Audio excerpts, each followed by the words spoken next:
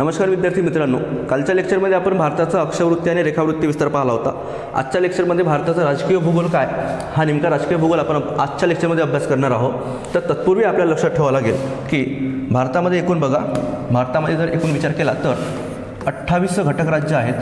भारतामध्ये 28 घटक राज्य आहेत, ठीक आहे. आणि 8 केंद्रशासित प्रदेश आहेत. 8 केंद्रशासित प्रदेश आहेत. ते कोणते कोणते तर यामध्ये लडाख, त्यानंतर जम्मू काश्मीरचा समावेश होतो, ठीक आहे. त्यानंतर दादरा नगर हवेली, दमन आणि दीवचा समावेश होतो. त्यानंतर दिल्ली, त्यानंतर चंदीगडचा समावेश होतो, चंदीगड. त्यानंतर अंदमान व निकोबार बेट. त्यानंतर लक्षद्वीप, त्यानंतर पुदुच्चेरी, ठीक आहे. तर असे 1 2 3 4 5 6 7 8 असे एकूण 8 केंद्रशासित प्रदेश भारताला लाभलेले आहेत, ठीक आहे. भारताचं बघा, राजकीय भूगोलामध्ये विचार केला तर भारताचं क्षेत्रफळाच्या दृष्टीने क्षेत्रफळ किती आहे भारताचं, तर भारताचं एकूण क्षेत्रफळ, भारताचे एकूण क्षेत्रफळ हे 32,87,263 चौरस किलोमीटर हे भारताचं क्षेत्रफळ आहे. क्लिअर. आणि भारताचा क्षेत्रफळाच्या दृष्टीने 7वा क्रमांक लागतो, ठीक आहे. आणि भारताचं क्षेत्रफळ हे जागतिक क्षेत्रफळाच्या किती % आहे असा जर प्रश्न विचारला तर भारताचं क्षेत्रफळ जागतिक क्षेत्रफळाच्या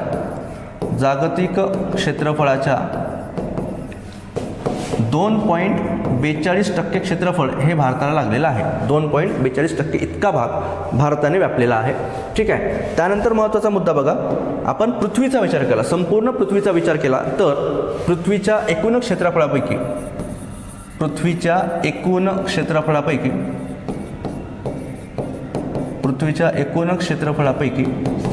0.57% भाग भारताने व्यापलेला आहे. फक्त 0.57% भाग भारताने व्यापलेला आहे. आणि जागतिक क्षेत्रफळाच्या दृष्टीने विचार केला तर 2.42% भाग भारताच्या क्षेत्रफळाने व्यापलेला आहे, ठीक आहे. एवढ्या गोष्टी इथे लक्षात ठेवावं लागेल. त्यानंतर भारताचा बघा, आशिया खंडामध्ये विचार केला तर आशिया खंडामध्ये भारताचा क्षेत्रफळाच्या दृष्टीने आशिया खंडात भारताचा क्षेत्रफळाच्या दृष्टीने तिसरा क्रमांक लागतो. आणि दक्षिण आशिया भागात, ठीक आहे, भारताचा पहिला क्रमांक लागतो. आता दक्षिण आशिया भाग म्हणजे कोणता तर बघा, पाकिस्तान, बांगलादेश, नेपाळ, भूटान.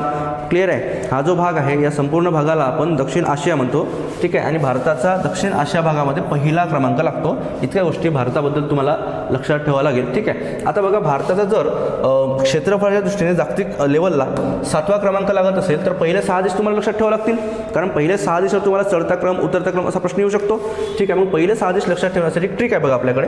तर ट्रिक कोणती ते ट्रिक आहे बघा, लक्षात घ्या. रुख चीन अब आ भारत. क्लिअर. तर ही ट्रिक आहे, जे क्षेत्रफळानुसार पहिले 7 देश लक्षात ठेवण्याची ही ट्रिक आहे बघा. तर रू पासून लक्षात ठेवायचं रशिया किंवा त्याला रूस सुद्धा म्हणता येईल. क पासून लक्षात ठेवा कॅनडा नावाचा देश आहे, चीनमध्ये चीन लक्षात ठेवा. त्यानंतर अ पासून अमेरिका नावाचा देश आहे, अमेरिका, ठीक आहे. त्यानंतर ब पासून ब्राझील लक्षात ठेवा, ब्राझील. त्यानंतर आ पासून ऑस्ट्रेलिया लक्षात ठेवायचा, ऑस्ट्रेलिया. त्यानंतर आपला भारत देश, ठीक आहे. आता महत्त्वाचं, हे पहिले 7 देश आहेत जे क्षेत्रफळाच्या दृष्टीने सर्वात मोठे देश आहेत. क्लिअर. जर आपण रशियाबद्दल जर विचार केला तर रशिया हा जगातील सर्वात मोठा देश आहे. सर्वात मोठा देश हा रशिया आहे. क्लिअर आहे. त्यानंतर कॅनडाबद्दल विचार केला तर कॅनडा पश्चिम गोलार्धातील सर्वात मोठा देश, सर्वात मोठा आणि सर्वात मोठा समुद्र किनारा लाभलेला देश आहे. कॅनडाला सर्वात मोठा समुद्र किनारा लाभलेला आहे. त्यानंतर चीनचा विचार केला बघा, चीनचा तर आशिया खंडामध्ये दुसऱ्या क्रमांकाचा मोठा देश आहे तो, ठीक आहे. आशिया खंडात आशिया खंडात दुसऱ्या क्रमांकाचा मोठा देश, दुसरा क्रमांक लागतो. पहिला क्रमांक रशियाचा आहे आणि दुसरा क्रमांक चीनचा आहे. अमेरिकेचा जर विचार केला तर अमेरिका पश्चिम गोलार्धात बघा, पश्चिम गोलार्धात दुसऱ्या क्रमांकाचा सर्वात मोठा देश आहे. दुसरा क्रमांक पश्चिम गोलार्धामध्ये दुसऱ्या क्रमांकाचा सर्वात मोठा देश अमेरिका आहे. त्यानंतर ब्राझीलचा विचार केला तर दक्षिण गोलार्धातील सर्वात मोठा देश आहे तो. दक्षिण गोलार्धात आणि दक्षिण अमेरिका खंडामध्ये सर्वात मोठा देश हा ब्राझील येतो. दक्षिण अमेरिका खंडातील सर्वात मोठा देश हा ब्राझील आहे. ऑस्ट्रेलियाचा विचार केला तर जगातील एकमेव खंड देश आहे. खंड देश म्हणून ऑस्ट्रेलियाला ओळखतात.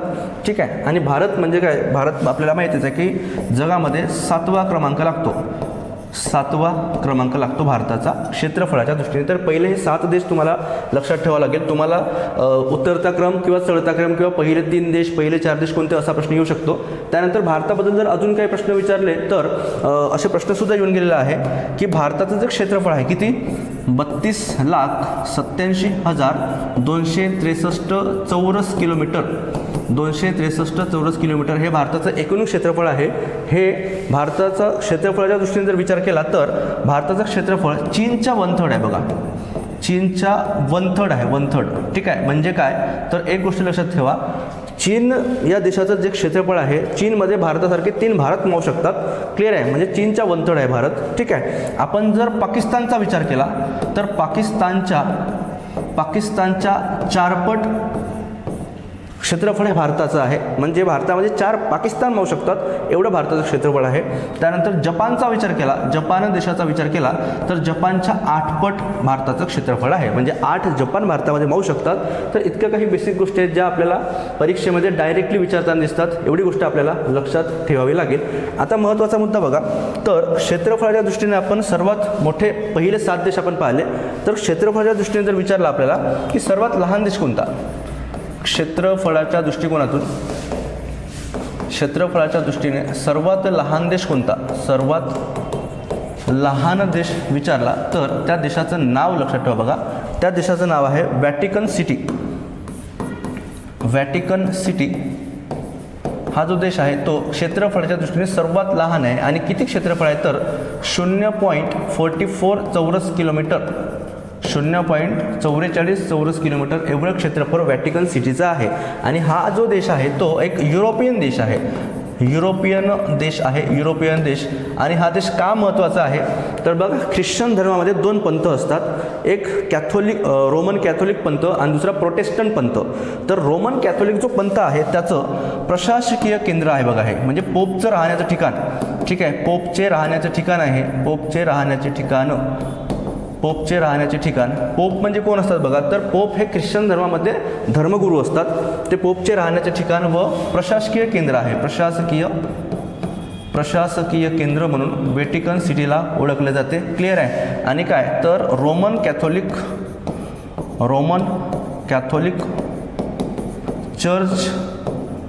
चर्चचे केंद्रबिंदू, रोमन कॅथोलिक चर्चचे केंद्रबिंदू म्हणून व्हॅटिकन सिटीला ओळखले जाते. तर इतक्या गोष्टी आपल्याला लक्षात ठेवाव्या लागतील. क्लिअर.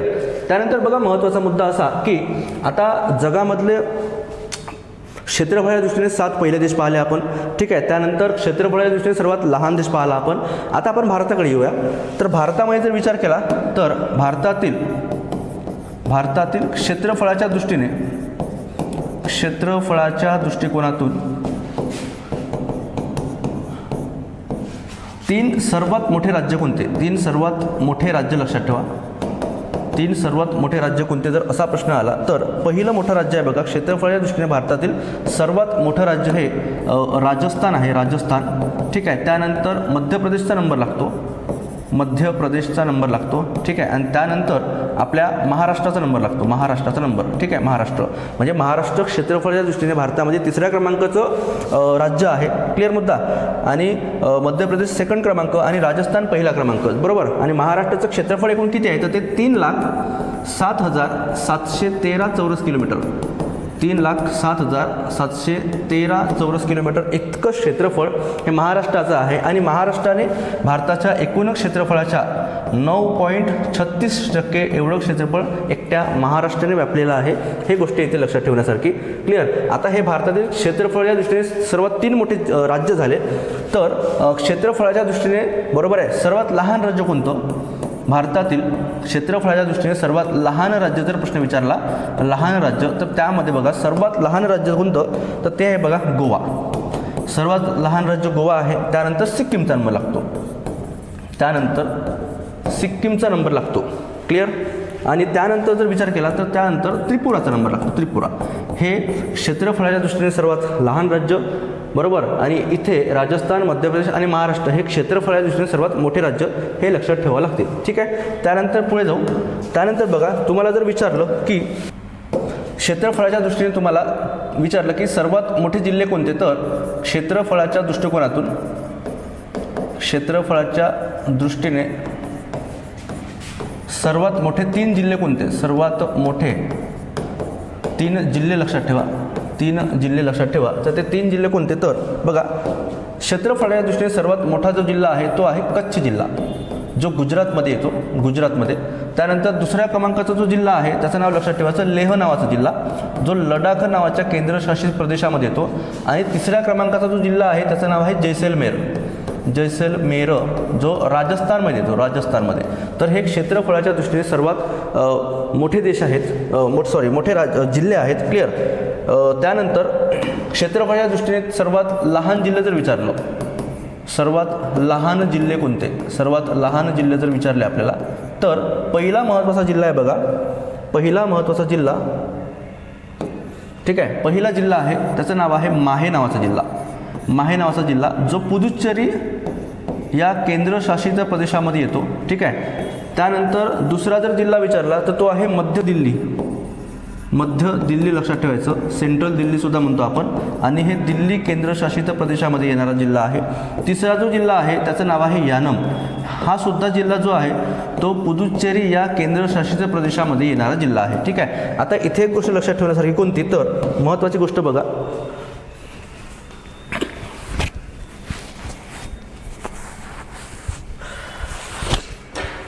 इथे एक महत्त्वाची गोष्ट लक्षात ठेवायसारखी हा जो माहे यानम ठीक आहे हे जे पुदुच्चेरीचे जे जिल्हे दिसतात ते कुठे आहेत तर बघा हा भारताचा एक नकाशा आहे. एक प्रकारचा हा भारताचा नकाशा जर आपण कन्सिडर केला तर इथे बघा केरळ नावाचं राज्य आहे. इथे केरळ नावाचं राज्य आहे. ठीक आहे. इथे जर विचार केला तर इथे तामिळनाडू नावाचं राज्य आहे आणि इथे आंध्र प्रदेश नावाचं राज्य आहे. आंध्र प्रदेश राज्य. पुदुच्चेरी हा जो केंद्रशासित प्रदेश आहे त्याला एकूण 4 जिल्हे आहेत. 4 जिल्हे. आणि ते 4 जिल्हे 3 राज्यामध्ये पसरलेले आहेत. तर ते 3 राज्यामध्ये कोणते कोणते जिल्हे आहेत बघा तर केरळला लागून असलेला जो जिल्हा आहे पुदुच्चेरीचा त्या जिल्ह्याचं नाव आहे माहे नावाचा जिल्हा. ठीक आहे. त्यानंतर तामिळनाडूला 2 जिल्हे लागून आहेत. कोणते कोणते तर एक कराईकल नावाचा जिल्हा आहे. कराईकल नावाचा जिल्हा. आणि एक स्वतः पुदुच्चेरी नावाचा जिल्हा आहे. पुदुच्चेरी नावाचा जिल्हा. ठीक आहे. त्यानंतर आंध्र प्रदेशला लागून असलेला जिल्हा कोणता तर त्या जिल्ह्याचं नाव आहे बघा यानम नावाचा जिल्हा. क्लिअर आहे. बघा आपण गोदावरी नदी प्रणाली जेव्हा आपण पाहतो तर गोदावरी नदी प्रणालीच्या 2 काय म्हणतो आपण वितरिका तयार होतात. एक गौतमी गोदावरी आणि एक दुसरी वशिष्ठी गोदावरी. तर ती एक वितरिका जी आहे ना ती यानम जिल्ह्यामधून बंगालच्या उपसागराला मिळते. ठीक आहे. तर हे पुदुच्चेरी केंद्रशासित प्रदेशाचे एकूण 4 जिल्हे. एक माहे, दुसरा कराईकल, तिसरा पुदुच्चेरी आणि चौथा यानम हे 3 राज्यामध्ये पसरलेले आहेत. इतके गोष्ट आपल्याला क्षेत्रफळाच्या दृष्टीने विचार करावा लागेल किंवा लक्षात ठेवावं लागेल. क्लिअर. बघा पुन्हा एकदा आपण रिकॉल करूया. ठीक आहे. रिकॉल म्हणजे काय तर सिंपल तुम्हाला ट्रिकसुद्धा सांगितली. रुक चीन आ भारत हे जगामधले पहिले क्षेत्रफळाच्या दृष्टीने 7 राज्य आहेत. त्यानंतर क्षेत्रफळाच्या दृष्टीने सर्वात लहान देशसुद्धा लक्षात ठेवावा लागेल. त्यानंतर क्षेत्रफळाच्या दृष्टीने पहिले 3 राज्य मोठे राज्य, क्षेत्रफळाच्या दृष्टीने लहान राज्य, मोठे जिल्हे आणि लहान जिल्हे. इतक्या गोष्टी भारताच्या राजकीय भूगोलामध्ये तुम्हाला लक्षात ठेवावं लागेल. त्यानंतर महत्त्वाचा एक टॉपिक आहे बघा. तो टॉपिक कोणता तर भारताची भूसीमा व सागरी सीमा. भारताची भूसीमा व सागरी सीमा यावर सुद्धा प्रश्न येतो. भारताची भूसीमा व सागरी सीमा यावर सुद्धा आपल्याला प्रश्न विचारताना दिसतात. त्यामुळे हा टॉपिकसुद्धा अत्यंत महत्त्वाचा आहे. बघा, भारताचा जर आपण नकाशा काढतो म्हटलं तर अशा प्रकारचा एक भारताचा द्वीपकल्पीय प्रदेश आहे. अशा प्रकारचा भारताचा एक द्वीपकल्पीय प्रदेश आहे. द्वीपकल्प म्हणजे काय म्हणतो तर ज्याच्या तीनही बाजूनं पाणी असते. ठीक आहे, जर आपण इकडे विचार केला, ठीक आहे, इथे बंगालचा उपसागर आहे. बंगालचा उपसागर इकडे दिसतो आपल्याला. ठीक आहे, त्यानंतर भारताच्या पश्चिम बाजूला पाहिलो तर इकडे अरबी समुद्र आहे. अरबी समुद्र क्लिअर. आणि आपण भारताच्या जर दक्षिणेला पाहिलो तर इथे हिंदी महासागर येते. हिंदी महासागर किंवा याला आपण इंडियन ओशनसुद्धा म्हणतो. इंडियन ओशन किंवा हिंदी महासागर क्लिअर. तर बघा, भारताचा हा भाग आहे तो भाग म्हणजे हा जो भाग आहे तो पूर्ण पाण्यामध्ये असलेला भाग आहे. पाण्यामध्ये असलेला भाग. ठीक आहे, म्हणजे तीनही बाजूने पाणी असल्यामुळे भारताचा द्वीपकल्पीय प्रदेश असा आपण म्हणतो. क्लिअर.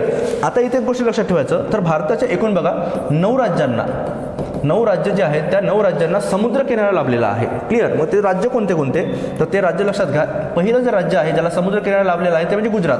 गुजरातला भारतातील सर्वात मोठा समुद्र किनारा गुजरातला लाभलेला आहे. त्यानंतर आपल्या महाराष्ट्राचा नंबर लागतो. त्यानंतर गोवाचा नंबर लागतो. क्लिअर. त्यानंतर कर्नाटकचा नंबर लागतो. त्यानंतर केरळचा नंबर लागतो. त्यानंतर बघा तमिळनाडू येतो इकडे. त्यानंतर इथे आंध्र प्रदेश आहे. ठीक आहे. त्यानंतर इकडे ओडिसा नावाचं राज्य आहे. ठीक आहे. आणि इथे वेस्ट बेंगॉल नावाचं राज्य आहे. क्लिअर आहे. असे एकूण 9 राज्यांना समुद्र किनारा लाभलेला आहे. क्लिअर.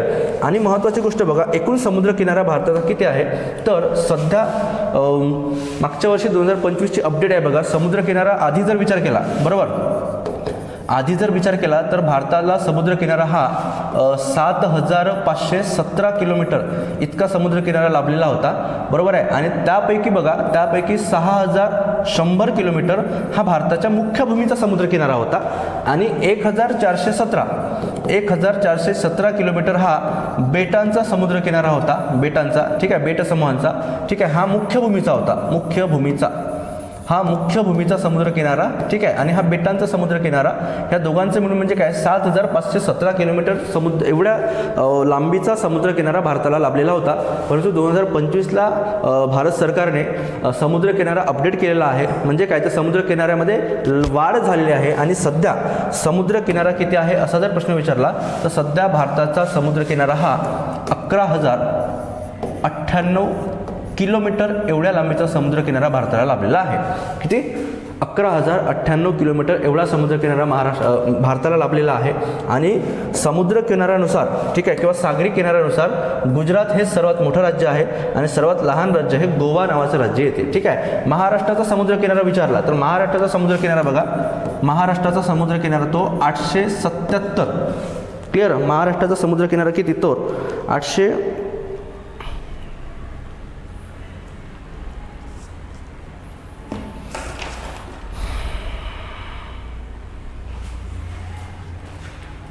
तर महाराष्ट्राला समुद्र किनारा लाभला किती जर असा प्रश्न विचारला तर महाराष्ट्राला एकूण 877 इतका समुद्र किनारा महाराष्ट्राला लाभलेला आहे. ही गोष्ट आपल्याला इथे लक्षात ठेवावी लागेल.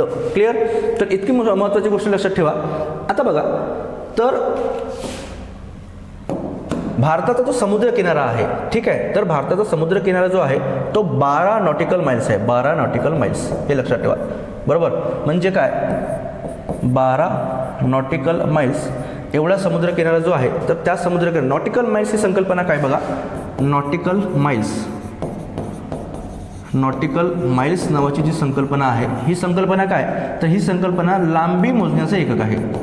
लांबी मोजण्याचं एकक आहे. इतकी गोष्ट लक्षात ठेवावी लागेल. क्लिअर. आणि भारताचं जे सागरी सीमा आहे ते 12 नॉटिकल माइल्सपर्यंत आहे. आणि 12 नॉटिकल माइल्स म्हणजे भारताचं ह्या भागामध्ये पूर्णतः सार्वभौम अधिकार आहे. ठीक आहे. म्हणजे भारत या भागामध्ये उत्खनन करू शकतो. बरोबर आहे. मासेमारी कोणत्याही प्रकारची ॲक्टिव्हिटीज भारत या भागामध्ये करू शकतो. ठीक आहे. याला आपण सागरी सीमा म्हणतो. आणि एक गोष्ट लक्षात घ्या, 1 नॉटिकल माइल्समध्ये किती असेल तर एक नॉटिकल माइल्स म्हणजे जवळपास 1.852 किलोमीटर. 1.852 किलोमीटर 1 नॉटिकल माइल्स म्हणजे आहे. बरोबर. आणि 12 नॉटिकल माइल्स म्हणजे जवळपास 21 किलोमीटर एवढ्या भागामध्ये क्लिअर आहे, म्हणजे ह्या किनारी भागापासून तर जवळपास इथे 21 किलोमीटरपर्यंत भारताला सार्वभौम अधिकार आहे. तर इतकी गोष्ट इथे लक्षात ठेवावं लागेल. क्लिअर आहे. आणि जर प्रश्न विचारला की भारताच्या एकूण बघा भारताची भूसीमा जर विचार केला, आपण कालच्या लेक्चरमध्ये भारताची भूसीमा म्हणजे पाहिली होती, ती एकूण 15,200 किलोमीटर भूसीमा भारताला लागलेली आहे. 15,200 किलोमीटर आणि एकूण 7 देशांना भारताची भूसीमा लागते. काल आपण ट्रिक आपण पाहिली होती, बचपन MBA ही नावाची ट्रिक होती.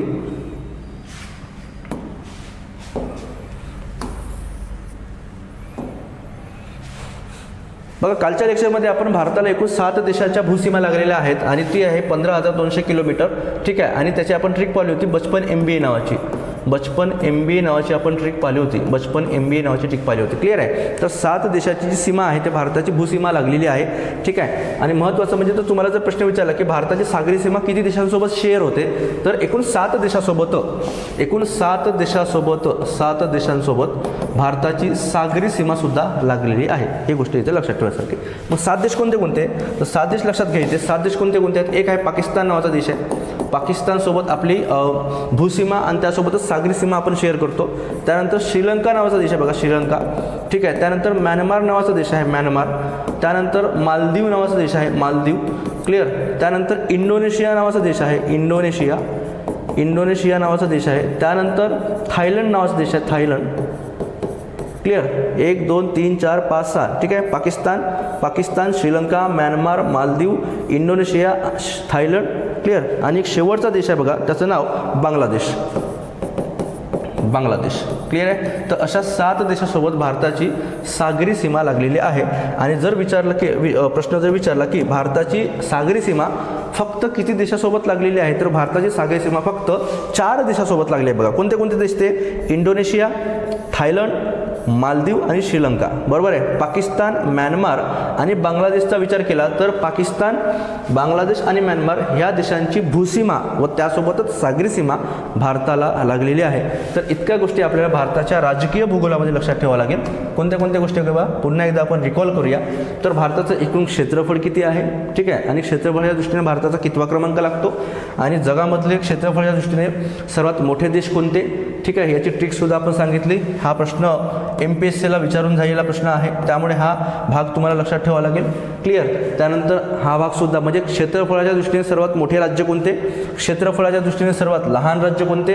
ठीक आहे. आणि भारताची भूसीमा व सागरी सीमा जी अपडेट झाली आहे बघा आता, म्हणजे आधी 7,517 किलोमीटर होती. ठीक आहे. परंतु आता ही 7,517 किलोमीटर नाही, तर आता 11,098 किलोमीटर एवढी भूसीमा ही भारताला लागलेली आहे. क्लिअर.